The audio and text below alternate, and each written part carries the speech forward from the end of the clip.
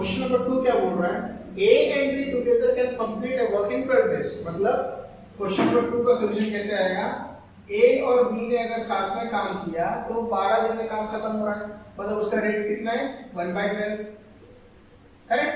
अब B and C together can complete in 15 days, मतलब B और C ने साथ में काम किया तो 15 दिन में कंप्लीट कर रहे हैं, मतलब रेट कितना हुआ 1/15। If A's efficiency is 1/3/4 of C, then days required for B alone to finish the work is, मतलब क्वेश्चन में हमको ये पूछा है कि B का टोटल कितना डेज लगेगा ये काम कंप्लीट करने के लिए, और हमको एफिशिएंसी A और C की गिवन है, B का कुछ भी नहीं, तो कैसे निकलेगा। तो देखिए A की एफिशिएंसी और C की एफिशिएंसी, A की अगर मैं x मान के चलता हूं तो C की क्या हो जाएगी 1/3/4 टाइम्स ऑफ x। अब यहाँ पे जैसे हम इस एक्सप्रेशन को देखते हैं हमको डर लगता है, इसको बोला था मिक्स फ्रैक्शन। इसको सॉल्व कैसे करते हैं उसको समझते हैं। देखिए इसको इसके साथ मल्टीप्लाई करना है और जो भी आंसर आएगा उसको इसमें प्लस करना है।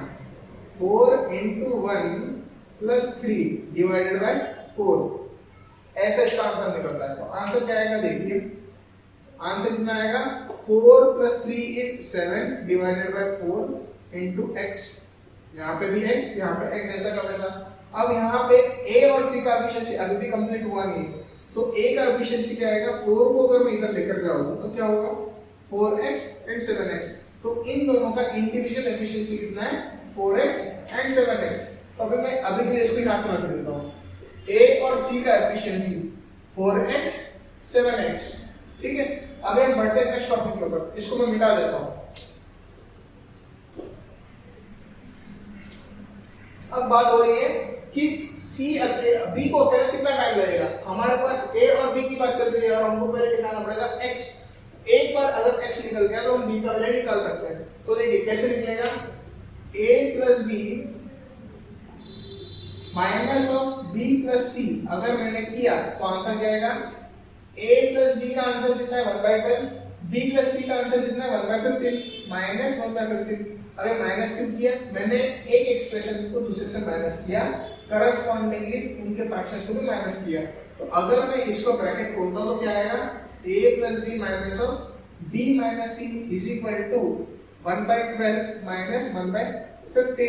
अब देखिए plus B minus B cut जाएगा, A और C, A - C, मेरे पास A का भी एफिशिएंसी है C का भी एफिशिएंसी है जो कि है 4x और 7x रिस्पेक्टिवली।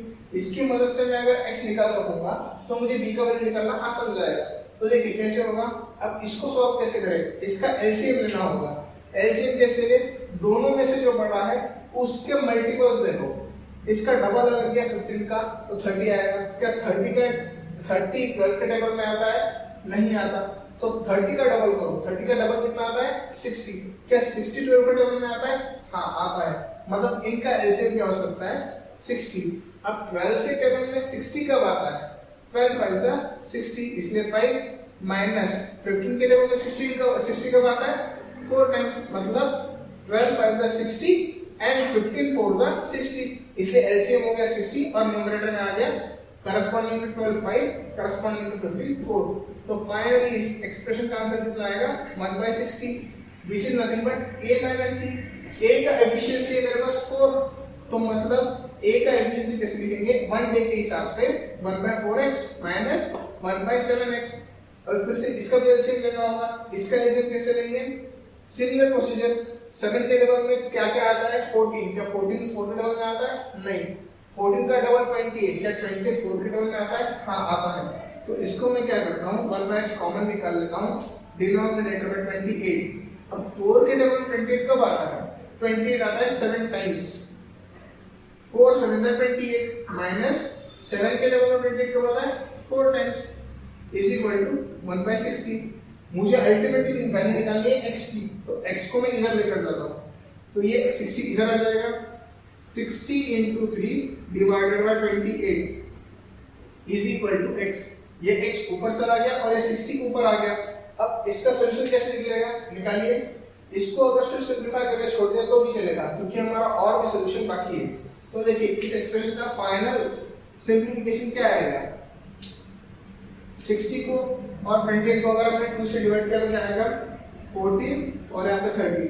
तो और डिवीजन हो सकता है, हाँ हो सकता है 7 और ये आएगा 15, 15 3 जा 45, 45 डिवाइड बाय 7, मतलब ये वैल्यू हो गई इसकी x की। अब मेरे पास आंसर निकालना है किसका, b अकेला कितने दिन में काम करेगा, और मेरे पास b का एफिशिएंसी कुछ भी बात हो नहीं रही है। a का मेरे पास है, b का भी मेरे पास है, a का है और c का है, b का कैसे निकालें, b को हम मान के चलते हैं कि x एफिशिएंसी है। इन करस्पॉन्डिंग टू दैट मेरे पास एक्सप्रेशन नंबर 1 भी है जिसमें a और b की बात हो रही है। a का एफिशिएंसी मेरे पास अवेलेबल है, चाहे तो b का भी यूज कर सकता हूं क्योंकि मेरे पास c का भी अवेलेबल है, तो दोनों में से कोई भी एक यूज करके हम सॉल्यूशन निकाल सकते हैं। तब तक के लिए आप आपके नोटबुक में इसको नोट डाउन कर लो, मैं x की वैल्यू यहां पे लिख लेता हूं। x आ रहा है कितना 45/7 डेज। ठीक, अभी देखते हैं b अकेला कितना दिन में करेगा।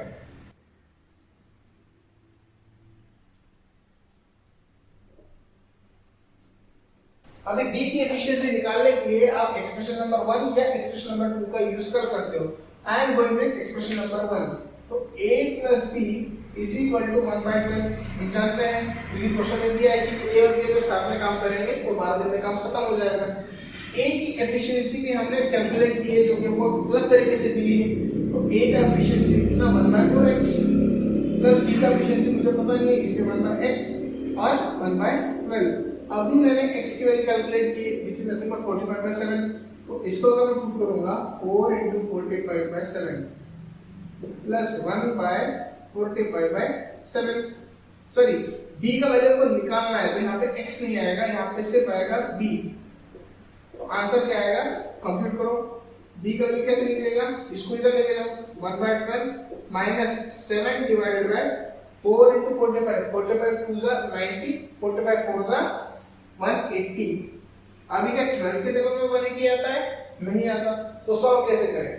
12 के टेबल में 180 आता है, जी हाँ आता है, तो कैसे निकालेंगे, इसका एलसीएम हो जाएगा 180।